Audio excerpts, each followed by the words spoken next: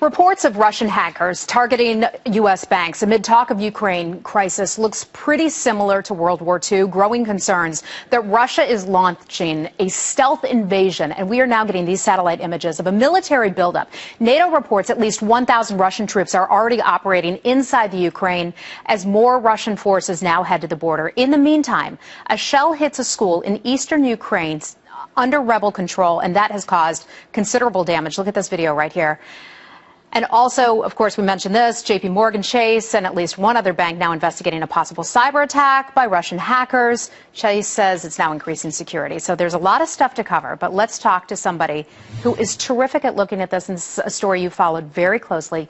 Dan Henninger is a deputy editorial page director for the Wall Street Journal. You've written about this extensively. I want to get to one of your recent articles in just a bit, but first let's talk a little bit about what's going on there. So NATO announcing that it wants to put in a rapid deployment force into eastern Ukraine, a more visible presence. But the U.S. and Germany say, we're not going to take part in that. No buildup of military presence. So Putin just keeps marching on. Well, NATO's announcement was a reflection of the desperation that many people are feeling with the U.S. reluctance to become involved over there. This was NATO Secretary General Fogh Rasmussen who said that they would like to put a rapid deployment force both in Poland and in the Baltics. Now, Poland itself has already said that they think the United States should put a battalion permanently in Poland, and the Balts have asked for the same thing up there. But it doesn't look like we're going to do that. It does certainly not look like we're going to do that. But it is so relevant to what's going on right now, Heather. You have undoubtedly Russia invading eastern Ukraine right now. And the United States policy, Barack Obama's policy, has been, by their own declaration, leading from behind, letting others take the lead. Well, Germany was never going to lead in any substantial way against a Russian invasion of Ukraine. And so what we have seen is that leading from behind does not work. What works is deterrence. Rather than letting a situation like Ukraine or even northern Iraq grow into an international crisis where your choices are very limited and very difficult, you should be doing things early on to deter a Putin, the same way perhaps the West should have tried to deter Adolf Hitler back in 1938. Well, Putin has been taking these steps for years now, of course, going into Georgia, and then we had Crimea and eastern Ukraine, and then the shooting down of that civilian jetliner. So if those things aren't spurring world action, what will?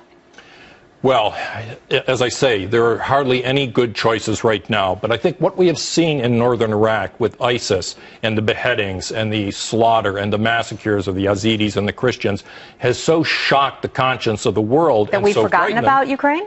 It's impossible to forget about these things, but that is the point. You have so many crises happening simultaneously now that it gets difficult for the West to react. That is the price of leading from behind. You do not want to get into a situation where it is impossible for you to react to crises like this. And that's when Putin reacts, when he knows that the world's attention is turned elsewhere. I want to read a quote from an article that you wrote. And if our viewers read no other editorial this year about this issue, I suggest that they read this one. It is excellent. It's called The Winds of War. It was in the Wall Street Journal, and I'll read this.